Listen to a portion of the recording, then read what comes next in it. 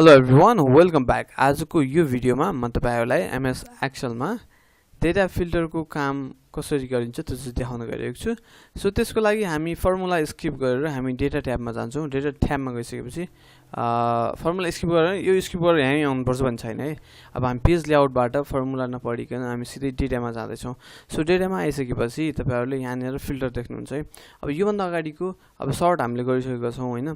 अनि queries and connection चाहिँ हामीलाई अहिले गर्नुपर्ने छैन र यो यतापट्टिको पार्ट चाहिँ कुनै अरु कुनै प्लेटफर्मबाट हाम्रो डाटाबेस चाहिँ इम्पोर्ट गर्नु पर्यो भने सो त्यो पनि अहिले हाम्रो लागि for the beginner phase it's not important है। सो अब हामी फिल्टरमा गइसकेपछि फिल्टर भनेको चाहिँ अहिले हामीसँग केही पनि छैन। फिल्टर भनेको चाहिँ धेरै समूहको धेरै ग्रुपको डाटाबाट चाहिँ केही चीज निकाल्नु पर्यो भने जस्तो कि 1 लाख जना मान्छेको बीचबाट भेजिटेरियनहरु मान्छे निकाल्नु पर्यो भने अथवा 1 लाख मान्छेको डिटेलबाट वेज ह्यान्डिक्याप अथवा यस्तो खाली फिल्टर गर्दै निकाल्नु पर्यो भने चाहिँ हामी फिल्टर अप्सन युज गरिन्छ जसको लागि हामीसँग ठूलो डेटा चाहिन्छ। अहिले हामीसँग त्यो डेटा छैन। त्यो भएको हुनाले म तपाईहरुलाई सिम्पल मैले पहिला एउटा काम गरेको एक्सेलको डेटा छ। यसमा चाहिँ के छ भन्दाखेरि यसमा चाहिँ मैले एउटा गाविसको पुरै डेटा एन्ट्री गरेको थिएँ अलि अगाडि, यो 8-10 वर्ष अगाडिको कुरो हैन। अनि हो त्यो गर्दाखेरिको एउटा डेटा छ यसमा चाहिँ हैन। यो चीज म देखाउन गइरहेको छु। सो अब फिल्टर हेर्नु है, जहाँ बसेर फिल्टर गरे पनि तपाईको यहाँनिर त हामीलाई त यहाँ त के फिल्टर गर्नु छैन नि हैन। सो हामीले गर्नुपर्ने के भन्दाखेरि हामीले फिल्टर भनेको माथिको कोलम हेडिङबाट फिल्टर गर्ने जहिले पनि। त्यो भएको हुनाले यसलाई सिलेक्ट गर्नुस् नगर्नुस् मतलब भएन। तपाईहरु माथिको कोलममा बस्नु पर्यो भनेको माथिको कोलममा कतैपट्टि क्लिक भएको हुनु पर्यो एन्ड देन फिल्टरमा क्लिक गर्नुभयो भने नोटिस गर्नु भएको छ माथिको सबै कोलमको तलपट्टि एउटा ड्रप डाउन वाला आइकन चाहिँ आएर बसेको छ। अब यस्तो खाली ड्रप डाउनले चाहिँ के गर्छ भन्दाखेरि तपाईको यस्तो गरेर हेर्नु भयो भने यहाँनिर त्यहाँ भित्र भएको अप्सनहरु हुन्छ नि, हो त्यो अप्सनहरु चाहिँ तपाईहरुले यहाँनिर देख्न सक्नुहुन्छ के।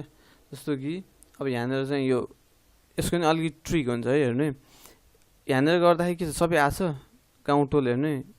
यहाँ एउटा मात्रै आछ के, तर काउन्टोल एउटा मात्रै होला त। यहाँ धेरै थरीको काउन्टोल छ नि त हैन, त्यो सबै आएको छैन। सो त्यो केसमा चाहिँ अहिले तपाईहरुलाई सिम्पल एउटा ट्रिक म के दिन्छु भन्दा जस्तो कि मसँग ठूलो डेटा एन्ट्री छ, हामीसँग यो रिलेसनल डाटाबेस नभएको हुनाले चाहिँ यस्तो खाली प्रब्लम आउँछ। भनेको मैले चाहिँ भनौं न यति चाहिँ एउटाको हो भने अरु कतै जाँदाखेरि यति चाहिँ एउटा फ्यामिलीको हो के। त्यो भएको हुनाले यो चाहिँ हामीले जसरी फिल्टर गर्न खोजिन्छ नि त्यसरी फिल्टर हुन सक्छ। सुरुमा यो मान्छेहरुबाट 5 वर्ष भन्दा मुनिका बच्चाहरु कति छन् I want to figure it out के, त्यो चाहिँ थाहा पाउनु पर्यो भने म यो माथिको यो कोलममा सिलेक्ट गर्छु र फिल्टर गर्छु। अब फिल्टर गरेर यहाँ हेर्यो भने बल्ल सबै आउँछ के। त्यो लिस्टमा जति पनि एन्ट्री भएको छ सब भ्यालु आउँछ। अब हेर्नु है, अब हामीलाई फिल्टर गर्दाखेरि युज गर्नुपर्ने के 5 वर्ष भन्दा मुनिका। सो हामीले यो सबैलाई सिलेक्ट अल सबै हटाउँछौं र 1 2 3 4 5 पनि पर्यो ल। अब त्यहाँदेखि अब हेर्दै जाउँ है त। त्यहाँदेखि 10 महिनाको पर्यो, 11 महिनाको पर्यो, 3 महिना, 6 महिना, 6 महिना, 9 महिना ल। यति चाहिँ के भयो हाम्रो 5 वर्ष मुनिको टोटल डाटा एन्ट्री भयो।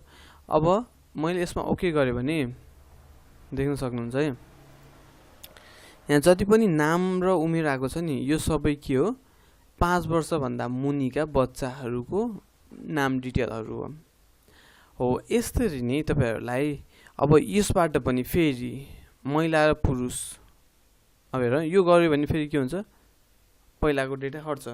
अब त्यो भएको हुनाले हामीले चाहिँ के गर्नुपर्छ भन्दाखेरि जति काम हुन्छ त्यसलाई कपी गर्दै काम गर्दै गर्नुपर्छ। जस्तो कि अब हेर हामीलाई अरु सबै चाहिएको हैन नि त हैन, अहिले हामीलाई त्यति मात्र चाहिएको। सो यो गर्यो हाम्रो भएको बच्चाहरु यति मात्र रहेछन्। अब फेरि त्यो बत्तीबाट पुरुष र महिला के छ त्यो चाहिँ थाहा पाउनु पर्यो भने हामी यहाँ गएर महिला अब पुरुष र महिला मैले कसरी कोड गरेको थिएँ 11 भएको पुरुष हो भने यता 11 भएको महिला हो। सो हामी के गरिन्छ भन्दाखेरि यहाँ गएर यो यो यो गरिन्छ। अब यति चाहिँ महिला भयो। फेरि त्यहाँबाट यसरी चाहिँ हामीले फिल्टर गरेर काम गर्न सकिन्छ। अहिलेको लागि सिम्पल स्टेप है। बेसिकमा। अब यति गर्दै गइसक्नु भएपछि तपाईँलाई फिल्टरको काम परेन भने यसरी क्लियर गर्न सकिन्छ। अनि फेरि यो फिल्टर अप्सन हटाउनुको लागि यहाँ गएर क्लिक गर्नु भने फिल्टर अप्सन हट्छ। अनि फेरि अब हामी कहाँ थियौँ, अघि हामी सायद यही टाइममा है। अब यो फिल्टर हटाउनु पऱ्यो भने यहाँबाट क्लियर फिल्टर यसरी गरे पनि हुन्छ। त्यो गर्नु भनेको तपाईँको रिजल्ट चाहिँ क्लियर हुनु हो होइन। अब ओभरअल यो फिल्टर नै गायब गर्ने हो भने चाहिँ तपाईँहरूको यहाँनिर यो फिल्टर बटन इनेबल छ, यसमा क्लिक गर्नुभयो भने त्यो फिल्टर चाहिँ यहाँ माथिबाट हटेर जान्छ।